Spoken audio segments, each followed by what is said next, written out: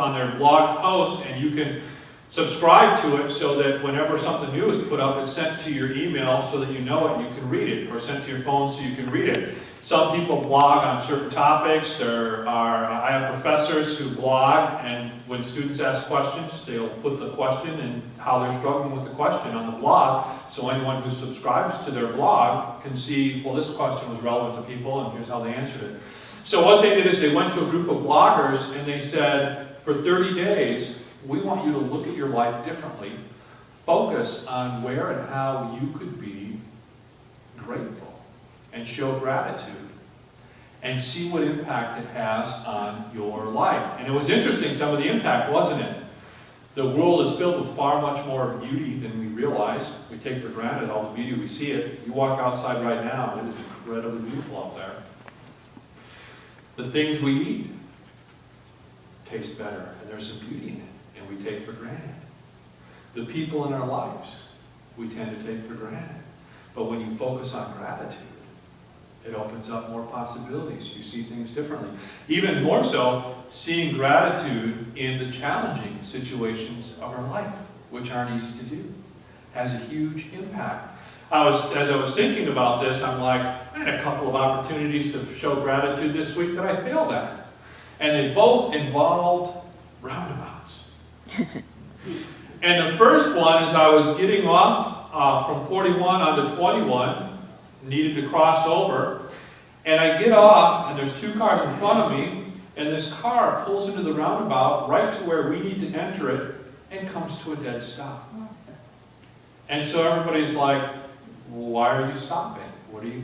And so then the car started to enter, and then the person started, so they stopped and waited, and they then did a full loop around. So those cars went through. I caught up as they were looping around, which is illegal. You can't do a full loop around in a roundabout.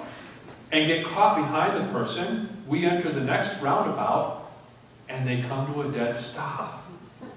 Right in front of the lane for the cars waiting to come in. And of course, I wasn't grateful. And what I should have been thinking was, this is cool that enough of us were aware that here is someone who doesn't get what they're doing and is helping them get through this safely when they're doing it wrong. And instead I was thinking, you just opened the law for the third time, get out of my way. Because you're messing with me, you know? And then the very next day, I'm on the roundabout at night, going to get onto 41 going north to head to a meeting, and the car in front of me exits onto it, stops, and does a U-turn, and goes back up the on-ramp to the roundabout. And I was like, that's not good. And I could see the cars in the roundabout stopping, because wanting to go and come onto the entrance, get onto the entrance ramp, and here's a car coming the wrong way. And instead of having an attitude of gratitude, like they screwed up and they at least got through this safely and no one got hurt, I was upset because they did something really stupid. But you see the difference and how easy it is? Because what was I doing? I was driving around in my own little world, focused on me, and here's someone who was breaking the law in both situations. It was actually illegal what every one of those people did. The 2 times the lady stopped, I gave her some slack afterwards, because when I got behind her, I saw Michigan license plates and said, this could be the first roundabout they've ever been in.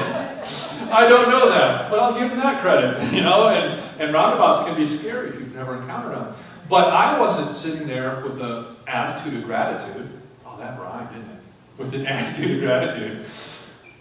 I was agitated because they were messing with my world, my patterns, and my reality. It's a challenge, isn't it? Yet there's something profound about it. The great reformer Martin Luther said that the basic attitude or focus of a Christian at every level should be gratitude.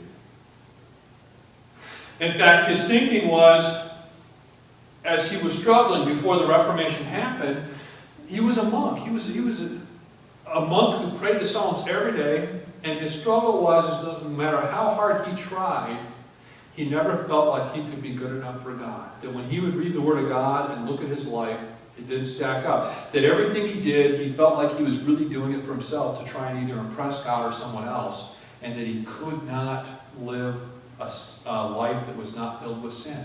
And he wasn't seeing sin as just doing, a wrong thing, like driving down the on-ramp the wrong way. He was seeing sin as his inability to let go of himself and truly love and care for people in the way God was calling him to and challenging him to. And so his whole struggle was with how sinful he was, until he was reading Galatians one day and suddenly said, wow, it is by faith alone we are saved, by the grace of God, a gift. And his whole world changed upside down. And he realized that his relationship with God was one of repentance, of always getting down on his knees every day before God and saying, I am sorry, I know I am a sinner, and I put my own little world first above all other things. And I need your forgiveness, I need your grace. And then he always began thanking God for that grace and trying to make that day a day lived out of that thankfulness. Gratitude is one of those things that when you don't think about it, you don't realize how incredibly impactful it really is. That it's one of those things that can reshape the life we live. It reshapes our relationship with ourselves, with God, with other people. And it moves us away. If we're not careful, what we do is we spend our life focused on ourselves, and we spend our life focused on things, and we don't put them in perspective. And we assume they're ours. Like I mentioned this in Sunday school, I was in a conversation with a friend who globally travels because of her work, and where the conversation came up was I had this wonderful barbecue pulled pork sandwich covered with coleslaw, just oozing juices, and I had a lot of napkins that thick. And our conversation at the time when I was eating that was kind of our gluttony as a society. And she said, I've been to places in the world where they would see that stack of napkins I was handed, half of which I threw away unused, and would be jealous because one napkin for a family of 4 would be a blessing to share. And here I had a whole stack, half of which I didn't use. That little subtle shift of, I took for granted that I could walk into McDonald's and grab as many napkins as I want, whether I need them or not, as if I'm entitled. And don't have gratitude over the fact that I can actually go to McDonald's. You see the subtle difference? It's so easy to get focused in life, caught in life, and assume that I deserve, I'm entitled to, I should have, and lose perspective. And what keeps us grounded can be gratitude. Waking up each morning and thanking God that you woke up each morning. And starting the day realizing, wow, I have been blessed in what I have, where I'm at, what I'm capable of doing. And then living out of that gratitude. See, in the passage we have in Luke's Gospel today, shows 2 of the most important things that Luke wanted to teach us about Jesus in one little passage. And it's not a long passage, but it's a fascinating little passage. And the 2 things is who we connect with and our gratitude. And the story was really simple. Jesus was walking along, and where he was at is a region, it's sort of a gray region between non-Jewish settlements and Jewish settlements. So there was a mix of people there. And here he's walking along, he comes into a village, and there is a group of 10 lepers in that village. And they call out to him. Now, if you were a leper in this world, that meant you were going to die. Your skin was rotting away. Parts of your body are rotting off. And you've got a disease that's going to kill you, and it's a catching disease. So you were isolated. So as soon as you found out you had leprosy, you were taken out of society, and you were stuck living with other lepers and begging for sustenance where people gave you food from a distance because you have a disease and you're going to die, and that's just your lot from that point on in your life. And so here was this group of 10 lepers, and they cry out to him from a distance, so they even maintain boundaries of isolation to not infect him. And they cry out to Jesus, asking for him to have mercy on them. And Jesus sees the 10 and he says, go and give thanks and praise God to your priest. And sends them on their way. And as they start heading to the priest, trusting that something's going to happen, their leprosy is healed. And one of them, in realizing his leprosy is healed, turns around, praising God, runs back to Jesus, throws himself prostrate at his feet, and thanks him. And that begins Jesus responding in interesting ways. And he responds like, weren't there 10 of you? How come only one's here? And then he realizes the one who's there is a Samaritan. And then he says to him, your faith has made you well. The two things Luke is doing here that are powerful is one, is he shows this consistency in Jesus who cares about the people who don't fit into the mainstream of society. The lepers didn't fit in. In fact, the one who showed faith, who thanked him, was a Samaritan who were outsiders to the Jews. They worshiped the same God, but the Jews felt that they were inferior people who did not worship God correctly. They were more like people who, it'd be like Christians who say, well, I'm a Christian, but I don't go to church, because you don't need church for a relationship with God. In other words, you don't need community to live out your faith. Well, you do need community. That's where we grow and hold each other accountable and learn and grow from. So it's kind of like people who, for the Jews, it would have been someone who was supposed to be Jewish, who wasn't living that Jewish faith in the way that was expected to be lived. Sort of like a friend, sort of like a half Jewish in how they lived their life. So a double outsider. Not only was he a leper, he was also a Samaritan. And so here Jesus is interacting with this group of outsiders. In fact, gives a blessing to the one who's a double outsider, because of his faith, because of his gratitude, which is power. And it's uncomfortable, because what Jesus is doing in this is looking into the area where he's at and is interacting with the people who don't fit in. That's not easy to do, is it? You know? Our community here in Oshkosh has changed dramatically in the past 5 years for a whole slew of different reasons. We have an ongoing influx of Hispanic people, some legal, some illegal. Most of the roof workers are Hispanic. Most of the workers on a lot of the farms are Hispanic because they'll do the hard work for a cheap fee. And it's affordable. We have a large influx of Hmong that continually grows. We have a large influx of a black population, and that's from a whole bunch of different places. We have a small percentage of it, of people coming up here because someone they loved was put in the prison. Because the people out of Milwaukee get sent to the prison here. That's a small percentage. We have World Relief, who's been bringing in people from Somalia and other African nations that are in the middle of civil wars, turmoils, dealing with genocide, stuff like that, have been bringing refugees here in large numbers. You go to the back to school fair and you'll see a large portion of people who are black, but are speaking African languages of some kind or another. And so in the last 5 years, we're seeing the demographic shift way beyond what the census expected for numerous reasons. You also have people moving up here from Milwaukee because there's better jobs here. Better chance of getting a job here. Milwaukee's job market's horrible compared to Oshkosh's. And so it's been changing the demographics and raising the question in the community, and there's been tension from it. Who are the strangers and the outsiders, and how do we respond to them?